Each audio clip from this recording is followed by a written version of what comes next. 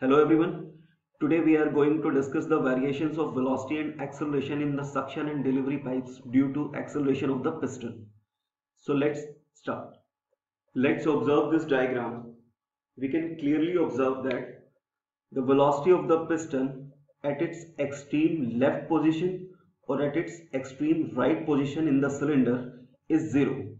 The velocity of the piston is maximum at the center of the cylinder. So the velocity of piston is 0 at the start of each stroke, whether it is suction stroke or delivery stroke. The velocity becomes maximum at the center of each stroke and then becomes 0 at the end of each stroke. So at the beginning of each stroke, the piston is having an acceleration, and at the end of each stroke, the piston is having a retardation. So the water which is in contact with the piston will also experience acceleration at the beginning of each stroke and retardation at the end of each stroke. So the velocity of water, whether it is in suction pipe or delivery pipe, is not constant. Hence an accelerative or retarding head will be working on the water in suction and delivery pipe. And due to this head, there will be a change in the value of pressure inside the cylinder. So let's consider a single acting reciprocating pump shown in this figure. Let's consider capital L is equal to length of the stroke, small r is equal to radius of the crank. If capital L by small r is very large, then it can be assumed that the motion of the piston is simple harmonic in nature. Let's consider omega is the constant angular speed of the crank in radian per second.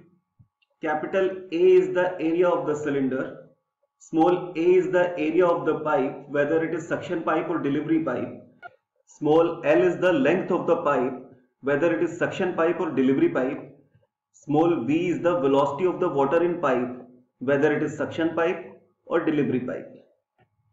Consider the condition when crank is at A. At this point, piston is at its extreme left position in the cylinder, shown by these dotted lines in the figure. The crank is rotating with angular speed omega. Let's consider the crank rotates by an angle theta from A in t seconds, and the displacement of the piston in this time t seconds is x. So this theta is equal to omega t.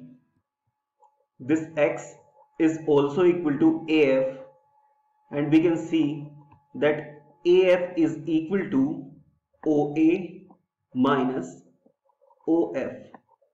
The value of this OA is equal to radius of the crank, which is equal to R, and the value of OF can be easily calculated from this triangle, and we can see that the value of OF will be equal to R cos theta.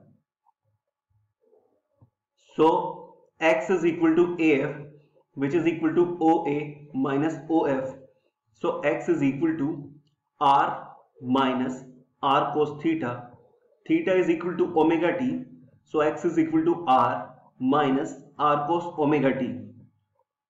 Velocity of the piston capital V is equal to dx by dt. So it is equal to d by dt of R minus R cos omega t, which is equal to 0 minus R into minus sine omega t into omega, which is equal to omega R sine omega t. According to the continuity equation, volume of the water flowing per second into the cylinder is equal to volume of the water flowing per second from the pipe. So capital V into capital A is equal to small v into small a. So small v is equal to capital A by small a into capital V. We have already calculated the value of capital V equal to omega R sine omega t. So the value of small v is equal to capital A by small a into omega R sine omega t. So the value of the velocity of the water in the pipe is capital A by small a omega R sine omega t. So the acceleration of the water in pipe is equal to dV by dt, which is equal to d by dt of capital A by small a into omega R sine omega t, which is equal to capital A by small a omega square r cos omega t. Now the total mass of the water in pipe is equal to density of the water into volume of the pipe. Volume of the pipe is equal to area of the pipe into length of the pipe. So the total mass of the water in pipe is equal to density of water into area of the pipe into length of the pipe, which is equal to rho into small a into small l. So the value of force required to accelerate the water in the pipe, whether it is suction pipe or delivery pipe, is equal to total mass of the water in pipe into acceleration of the water in pipe, which is equal to rho al into capital A by small a into omega square r cos omega t. The intensity of pressure due to acceleration is equal to the force required to accelerate the water divided by area of the pipe. So the intensity of pressure due to acceleration is equal to rho into A into L into capital A by small a into omega square r cos omega t divided by small a, which is equal to rho into L into capital A by small a omega square r cos omega t, and this omega t is equal to theta. So the intensity of pressure due to acceleration is equal to rho L into capital A by small a omega square r cos theta. So the value of pressure head HA due to acceleration is equal to intensity of the pressure due to acceleration divided by density of liquid into acceleration due to gravity, which is equal to rho L into capital A by small a omega square r cos theta divided by rho into G, which is equal to L by G into capital A by small a omega square r cos theta. This is equation number 1. Let's consider this AS is equal to area of the suction pipe, AD is equal to area of the delivery pipe, LS is equal to length of the suction pipe, and LD is equal to length of the delivery pipe. And if the pressure head due to acceleration in suction pipe and delivery pipe are HAS and HAD respectively, then according to the equation number 1, HAS is equal to LS by G into capital A by AS into omega square r cos theta, equation number 2, and HAD is equal to LD by G into capital A by AD into omega square r cos theta, equation number 3. Now let's observe the equation number 1. The value of pressure head HA due to acceleration is equal to L by G into capital A by small a into omega square r cos theta. We know that when the value of theta is equal to 0 degree, cos theta will be equal to 1. When the value of theta is equal to 90 degree, cos theta will be equal to 0. And when the value of theta is equal to 180 degree, the value of cos theta will be equal to minus 1. So from this equation, when theta is equal to 0 degree, HA is equal to L by G into capital A by small a into omega square r, as cos theta is equal to 1 in this case. When theta is equal to 90 degree, HA is equal to 0, as cos theta is equal to 0 in this case. When theta is equal to 180 degree, HA is equal to minus L by G into capital A by small a into omega square r, as the value of cos theta is equal to minus 1 in this case. So the maximum pressure head due to acceleration, which can be represented as HA max, is equal to L by G into capital A by small a into omega square r. Now let's discuss the effect of variation of velocity on friction in the suction and delivery pipes.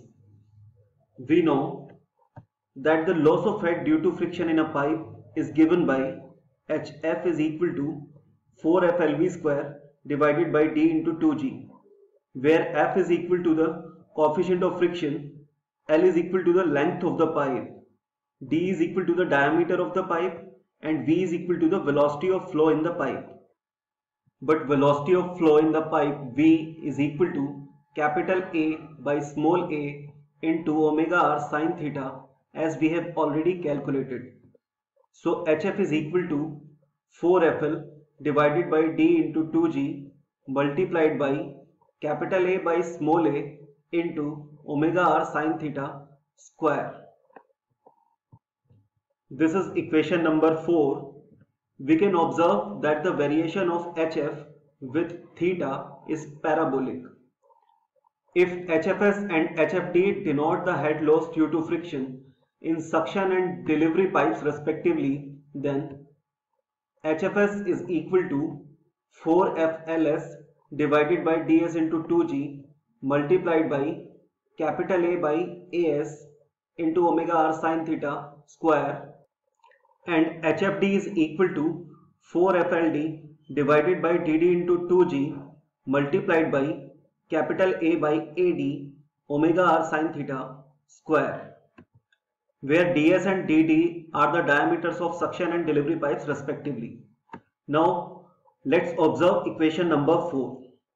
According to this equation, HF is equal to 4FL divided by d into 2g multiplied by capital A by small a into omega r sine theta square. Now we can see that when the value of theta is equal to 0 degree, then the value of sine theta will be equal to 0. When the value of theta is equal to 90 degree, the value of sine theta will be equal to 1. And when the value of theta is equal to 180 degree, the value of sine theta will be equal to 0. So when theta is equal to 0 degree, HF is equal to 0. When theta is equal to 90 degree, HF is equal to 4FL divided by d into 2g multiplied by capital A by small a omega r square. And when the value of theta is 180 degree, the value of HF is equal to 0. So the maximum value of head loss due to friction, HF max, is equal to 4FL divided by d into 2g multiplied by capital A by small a into omega r square. So this is all for today. Thanks for watching this video.